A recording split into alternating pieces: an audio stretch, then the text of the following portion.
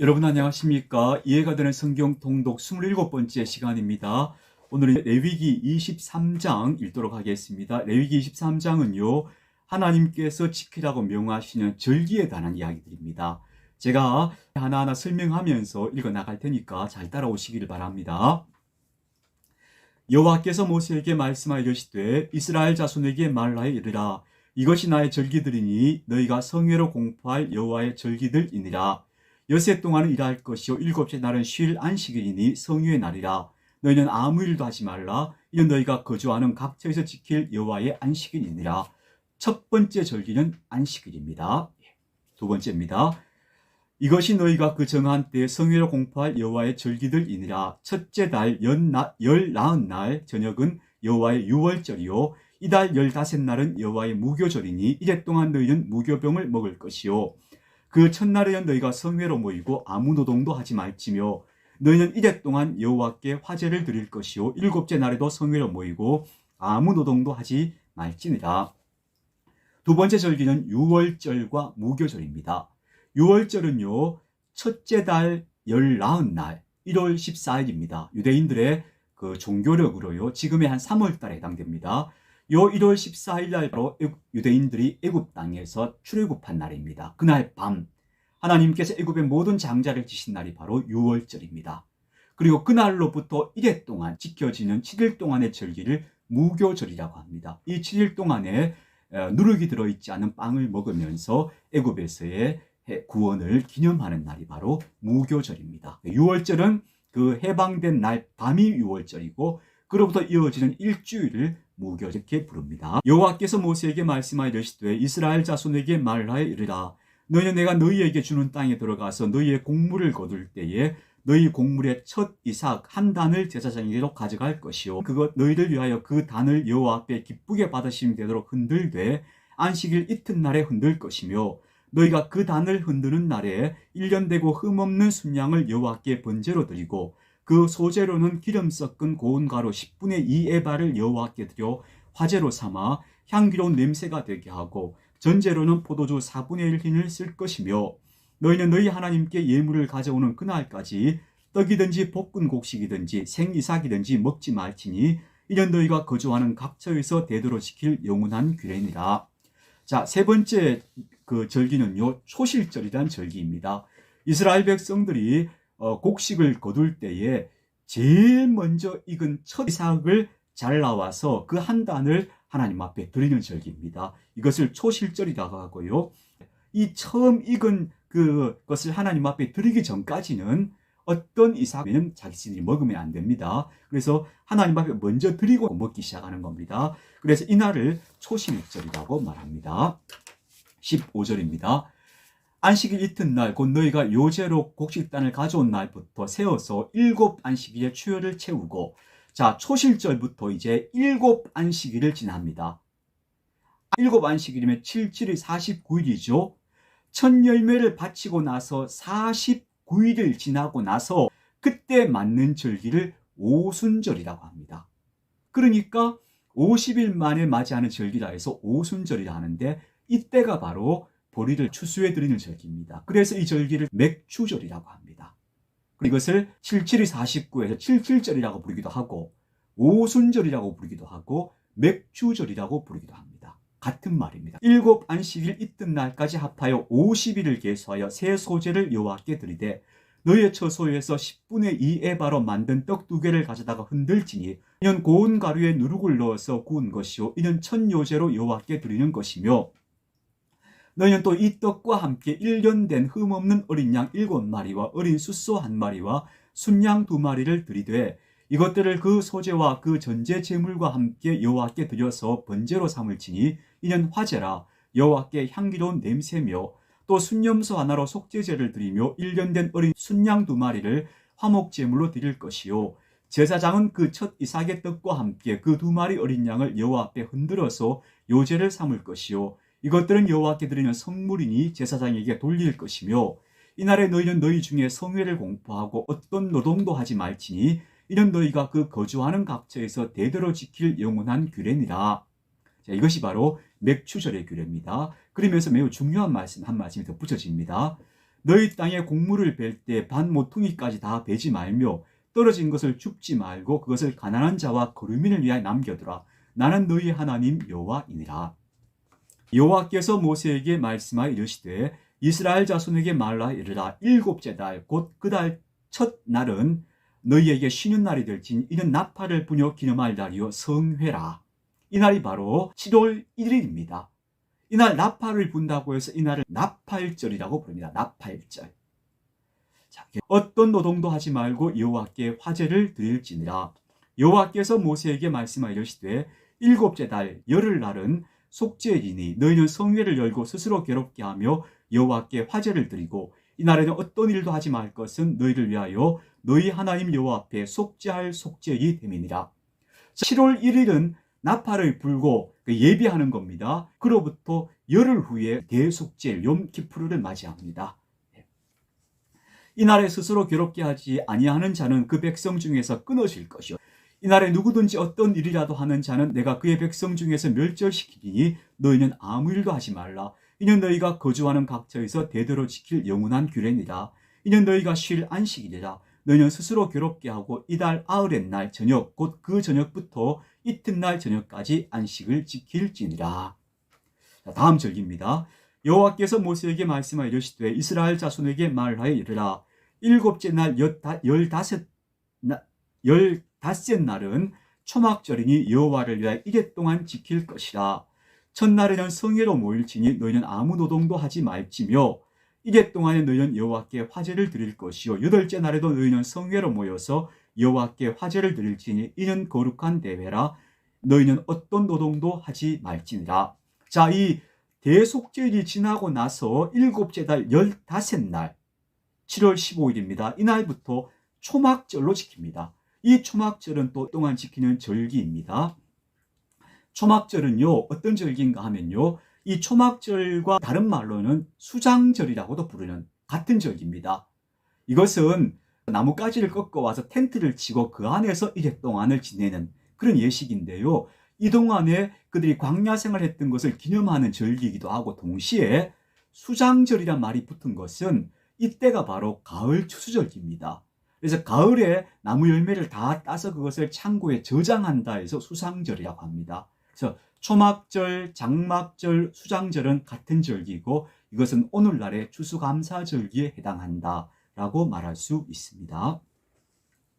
이것들은 여호와의 절기다. 너희는 공포하여 성회를 열고 여호와께 화제를 드릴지니 번제와 소제와 희생 제물과 전제를 각각 그날에 드릴지니 이는 여호와의 안식일 외에 너희의 헌물 외에 너희의 모든 서원 제물 외에 또 너희의 모든 자원 제물 외에 너희가 여호와께 드리는 것이니라. 너희가 토지 소산 거두기를 마치거든 일곱째 날 15날부터 이래 동안 여호와의 절기를 지키되 첫날에도 안식하고 여덟째 날에도 안식할 것이요 첫날에 너희가 아름다운 나무 실과와 종려나무 가지와 무성한 나무 가지와 신의 버들을 취하여 너희의 하나님 여호와 앞에서 이래 동안 즐거워할 것이라. 너희는 매년 이래 동안 여호와께 절기를 지킬지니 너희 대대의 영원한 규례다. 너희는 일곱째 달에 이를 지킬지니라. 너희는 이래 동안 초막에 거주하되 이스라엘에게서 난 자는 다 초막에 거주할지니 이는 내가 이스라엘 자손을 애굽 땅에서 인도하여 내던 날에 초막에 거주하게 한 줄을 너희 대대로 알게 함이니라. 나는 너희의 하나님 여호와이니라. 모세는 이와 같이 여호와의 절기를 이스라엘 자손에게 공포하였더라. 이게 이스라엘 사람들이 지키는 절기입니다. 이렇게 이런 절기들을 다 지켜간다는 것은 그 1년이라는 시간이 하나님이 정하신 시간, 스케줄 속에 살아가는 겁니다. 그 대부분이 감사죠. 감사의 제사를 드리고 또 안식하고 감사와 안식이 그들의 삶에 계속되는 겁니다. 그러니까 축제가 계속되는 삶을 이스라엘 백성들에게 명하셨다라고 말할 수 있습니다. 하나님께서 그 백성들에게 명하신 원래적 삶은 이렇게 안식이 많고 기뻐하고 축제를 드리고 감사하고 하는 잔치와 같은 삶이었다고 얘기할 수 있고요. 예수님께서 당신이 잔치집의 신랑 같다 그렇게 표현하시잖아요. 당신을. 그것이 바로 우리에게 원하시는 삶이었다고 볼 수 있겠죠. 레위기 24장입니다. 여호와께서 모세에게 말씀하여 이르시되 이스라엘 자손에게 명령하여 불을 켜기 위하여 감람을 찧어낸 순결한 기름을 내게로 가져오게 하여 계속해서 등잔불을 켜둘지며 아론 회막안 증거궤 휘장 밖에서 저녁부터 아침까지 여호와 앞에 항상 등잔불을 정리할지니 이는 너희 대대로 지킬 영원한 규례라. 그는 여호와 앞에서 순결한 등잔대 위에 등잔들을 항상 정리할지니라. 너는 고운 가루를 가져다가 떡 12개를 굽되 각 덩이를 10분의 2 에바로 하여 여호와 앞 순결한 상 위에 두 줄로 한 줄에 6씩 진설하고 너는 또 정결한 유향을 그 각 줄 위에 두어 기념물로 여호와께 화제를 삼을 것이며 안식일마다 이 떡을 여호와 앞에 항상 진설할지니 이는 이스라엘 자손을 위한 것이요 영원한 언약이니라. 이 떡은 아론과 그의 자손에게 돌리고 그들은 그것을 거룩한 곳에서 먹을지니 이는 여호와의 화제 중 그에게 돌리는 것으로서 지극히 거룩함이니라. 이는 영원한 규례니라. 그러니까 매 안식일마다 진설병에 12개의 떡을 올리고 또 다음 안식일 되면 그 헌 것을 가지고 나오고 새 것은 올리고 그 헌 것은 제사장들이 나눠 먹는 겁니다. 이스라엘 자손 중에 그의 어머니가 이스라엘 여인이요 그의 아버지는 애굽 사람인 어떤 사람이 나가서 한 이스라엘 사람과 진영 중에서 싸우다가 그 이스라엘 여인의 아들이 여호와 이름을 모독하며 저주함으로 무리가 끌고 모세에게로 가니라. 그의 어머니의 이름은 슬로미시요 단지파 디브리의 딸이었더라. 그들이 그를 가두고 여호와의 명령을 기다리더니 여호와께서 모세에게 말씀하여 이르시되 그 저주한 사람을 진영 밖으로 끌어내어 그것을 들은 모든 사람이 그들의 손을 그의 머리에 얹게 하고 온 회중이 돌로 그를 칠지니라. 너는 이스라엘 자손에게 말하여 이르라. 누구든지 그의 하나님을 저주하면 죄를 감당할 것이요 여호와 이름을 모독하면 그를 반드시 죽일지니 온 회중이 돌로 그를 칠 것이니라. 거름이든지 본토민이든지 여호와 이름을 모독하면 그를 죽일지니라. 이것이 바로 하나님의 이름을 모독한 사람을 처형한 첫 번째 하나의 판례 혹은 사례가 되는 셈입니다. 만일 사람을 쳐 죽인 자는 반드시 죽일 것이요 짐승을 쳐 죽인 자는 짐승으로 짐승을 갚을 것이며 사람이 만일 그의 이웃에게 상해를 입혔으면 그가 행한 대로 그에게 행할 것이니 상처에는 상처로 눈에는 눈으로 이에는 이로 갚을지라. 남에게 상해를 입힌 그대로 그에게 그렇게 할 것이며 짐승을 죽인 자는 그것을 물어줄 것이요 사람을 죽인 자는 죽일지니 거류민에게든지 본토인에게든지 그 법을 동일하게 할 것은 나는 너희의 하나님 여호와임이니라. 모세가 이스라엘 자손에게 말하니 그들이 그 저주한 자를 진영 밖으로 끌어내어 돌로 쳤더라. 이스라엘 자손이 여호와께서 모세에게 명령하신 대로 행하였더라. 자, 여기 하나님께서 명령하신 법이 본토민이냐 거류민이냐 동일하게 적용된다는 거예요. 이것만 봐도 하나님께서 명하신 이스라엘 사회, 하나님이 그리신 사회가 얼마나 정의롭고 공의로운 사회였는가 하는 것을 우리가 짐작하게 되죠. 자, 레위기 25장입니다. 안식년에 대한 규례입니다. 여호와께서 시내산에서 모세에게 말씀하여 이르시되 이스라엘 자손에게 말하여 이르라. 너희는 내가 너희에게 주는 땅에 들어간 후에 그 땅으로 여호와 앞에 안식하게 하라. 너는 6년 동안 그 땅에 파종하며 6년 동안 그 포도원을 가꾸어 그 소출을 거둘 것이나 일곱째에는 그 땅에 쉬어 안식하게 할지니 여호와께 대한 안식이라. 너는 그 땅에 파종하거나 포도원을 가꾸지 말며 내가 거둔 후에 자라난 것을 거두지 말고 가꾸지 아니한 포도나무가 맺은 열매를 거두지 말라. 이는 땅의 안식년이니라. 안식년의 소출은 너희가 먹을 것이니 너와 내 남종과 내 여종과 내 품꾼과 너와 함께 거류하는 자들과 내 가축과 내 땅에 있는 들짐승들이 다 그 소출로 먹을 것을 삼을지니라. 매 7째 해마다 안식년을 삼아서 땅을 다 쉬게 하라는 겁니다. 이게 놀라운 말씀이죠. 땅만 쉬겠습니까? 사람도 다 같이 쉬는 거죠. 하나님께서 청사진으로 그려주신 사회가 얼마나 멋진 사회인가 하는 것을 우리가 보게 됩니다. 그야말로 파라다이스가 아닐까 싶어요. 자, 그 다음입니다. 이번에 희년에 대한 규정입니다. 너는 7 안식년을 계수할지니 이는 7년이 7번인 즉 안식년 7번 동안 곧 49년이라. 7째 달 열흘날은 속죄이니 너는 뿔나팔 소리를 내되 전국에서 뿔나팔을 크게 불치며 너는 50년째 해를 거룩하게 하여 그 땅에 있는 모든 주민을 위하여 자유를 공포하라. 이 해는 너에게 희년이니 너희는 각각 자기의 소유지로 돌아가며 각각 자기의 가족에게로 돌아갈지며 그 50년째 되는 해는 너희의 희년이니 너희는 파종하지 말며 스스로 난 것을 거두지 말며 가꾸지 않은 포도를 거두지 말라. 이는 희년이 너희의 거룩함이니라. 너희는 밭의 소출을 먹으리라. 이 희년에는 너희가 각기 자기의 소유지로 돌아갈지라. 내 이웃에게 팔듯이 내 이웃의 손에서 사거든 너희 각 사람은 그의 형제를 속이지 말라. 그 희년 후의 연수를 따라서 너는 이웃에게로 살 것이요 그도 소출을 얻을 연수를 따라서 내게 팔 것인즉 연수가 많으면 너는 그것의 값을 많이 매기고 연수가 적으면 너는 그것의 값을 적게 매길지니 곧 그가 소출의 다소를 따라서 내게 팔 것이라. 너희 각 사람은 자기 이웃을 속이지 말고 내 하나님을 경외하라. 나는 너희의 하나님 여호와이니라. 더 놀라운 것은요, 안식년을 7번 거듭하면 49년이 되잖아요. 그 다음에 50년째 되는 해를 희년으로 삼으라는 거예요. 희년은 글자 그대로 기쁨의 해라는 뜻이에요. 왜 이게 기쁨의 해가 되는가 하면요, 사람이 혹시 누군가에게 자기 땅을 팔았더라도 이 50년째가 되면 몬 주인에게 다 돌려줘야 돼요. 사람이 빚을 졌더라도 50년째 해가 되면 그 빚을 다 탕감해 줘야 돼요. 어떤 사람이 자기 몸을 팔아 종이 되었더라도 50년째가 되면 그 사람을 해방시켜 줘야 돼요. 다시 원위치시키는 거, 리셋하는 거예요. 이게 놀라운 거예요. 왜냐하면 여러분 보세요. 인류의 역사의 모든 사회는 항상 불평등 때문에 그 사회가 고통을 겪고 갈등을 겪어요. 근데 이 50년 희년에는 모든 불평등이 다 해소되는 거예요. 다시 원래로 돌아가는 거예요. 그러니까 원래 하나님께서 가나안 땅에 들어가셔서 각 사람들에게 다 땅을 나눠주시잖아요. 그 자기 땅을 얻었던 그 첫 출발 지점으로 다시 되돌아가게 하는 것이 50년 되는 희년이에요.